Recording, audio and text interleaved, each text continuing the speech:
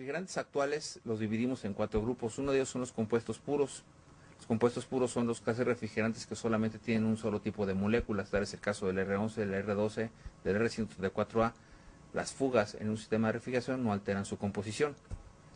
De ahí siguen las mezclas azeotrópicas. Las mezclas azeotrópicas se componen de 2 moléculas. También tienen la misma composición en fase líquida que en fase gaseosa. Las fugas no alteran su composición.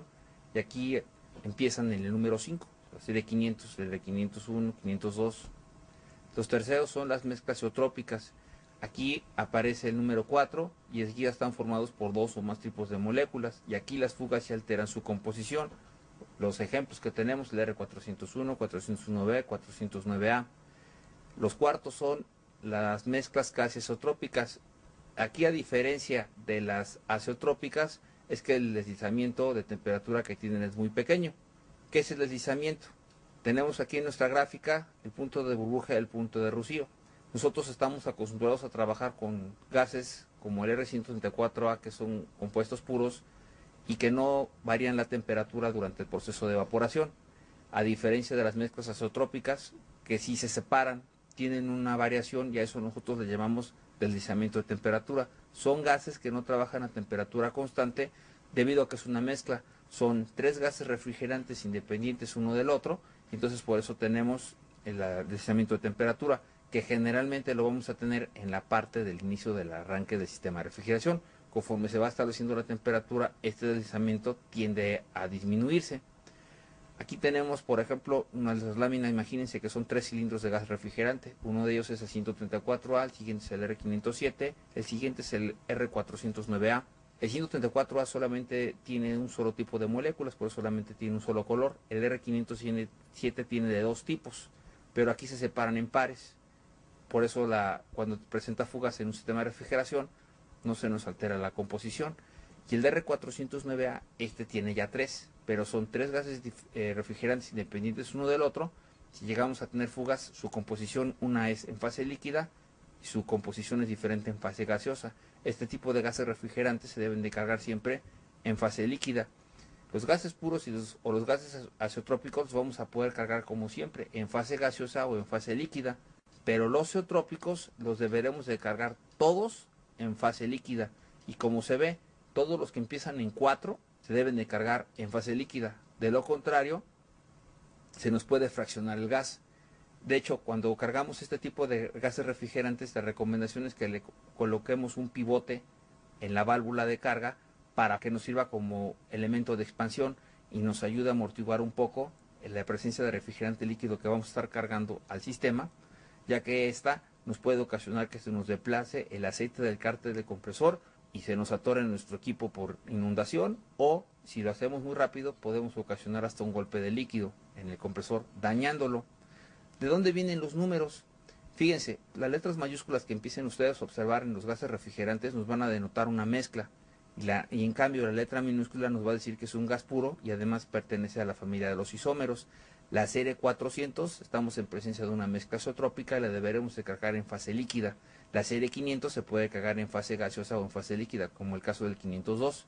¿De dónde vienen esos números? De ASHRAE.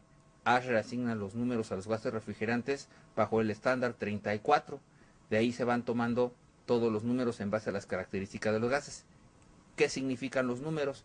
El primer dígito a la derecha pues nos dice cuántos átomos de flúor tiene el gas refrigerante, y los demás nos van a decir cuántos átomos de hidrógeno, cuántos átomos de carbono tienen cada compuesto. La serie de los triple ceros están los metanos. La serie 100 se llaman etanos, es el 134A. La serie 400 se les llaman zeótropos, y ahí son los gases de la serie 400, como el 401A, 401B. La serie 500, ahí ya tenemos a los azeótropos, que ya son, como por ejemplo, el R507 o el R502, estos empiezan en 5, y estos los podemos cargar como si fuera un compuesto puro, fase gaseosa o fase líquida. Esta tabla que está aquí es la tabla del estándar 34. Como ustedes observarán, los gases refrigerantes con los que nosotros trabajamos tradicionalmente pertenecen a la clasificación A1, que son los que tienen la menor toxicidad y la menor inflamabilidad. Y por ejemplo, los nuevos gases, los hidrocarbonos, que son los que pertenecen al grupo A3, que son los que tienen más flamabilidad y un poquito más de toxicidad. Los sustitutos del R12, en esta lámina podemos observar 4. El R134A es el que es libre de cloro. Los otros tres tienen cloro en sus componentes y además los deberemos de cargar en fase líquida. El 401A y el 401B se lubrican con aceite aquilbenceno, 409A se lubrica con aceite mineral o con aceite aquilbenceno, y el 134A lo deberemos lubricar con aceite poliéster. En el caso del 409A, 401B y 409A, los deberemos de cargar siempre en fase líquida por pertenecer a la serie 400, y además que en este caso es muy fácil hacer la actualización. En el caso del 134A no es recomendable que si nosotros tenemos un compresor en R12 lo queramos actualizar a R134A, porque el proceso va a ser muy difícil y siempre vamos a tener contaminación cruzada ocasionada porque vamos a traer los lubricantes revueltos en el sistema. Podemos ocasionar que nuestro compresor se nos desviele. Cuando queramos hacer una actualización de esas características, lo mejor será comprar un compresor de 134A, darle un barrido al sistema e instalar el 134A. Como ustedes verán, los gases refrigerantes nuevos tienden a tener cada vez la presión más elevada. Por eso, siempre que hagamos una actualización, tenemos que tomar siempre como referencia nuestra hoja de seguridad de los gases refrigerantes, debido a que, por ejemplo, aquí ven en el caso del 409A, la presión ya se eleva demasiado. Nosotros arrancamos en una actualización de R2 a 157 PSI y podemos terminar en 197 si le metemos el 409A. Por eso la recomendación es siempre tratar de buscar, leer en nuestra hoja de seguridad cuál es el gas que nos va a ocasionar el mejor efecto parecido al que tenemos con R12 para hacer nuestra sustitución. En el caso del 502, aquí tenemos un poquito más de opciones. Al igual tenemos nuestras mezclas 402A, 402B, 408A, que podemos lubricarlos con aceite alquilbenceno. El 408A lo podremos lubricar con aceite alquilbenceno o aceite mineral.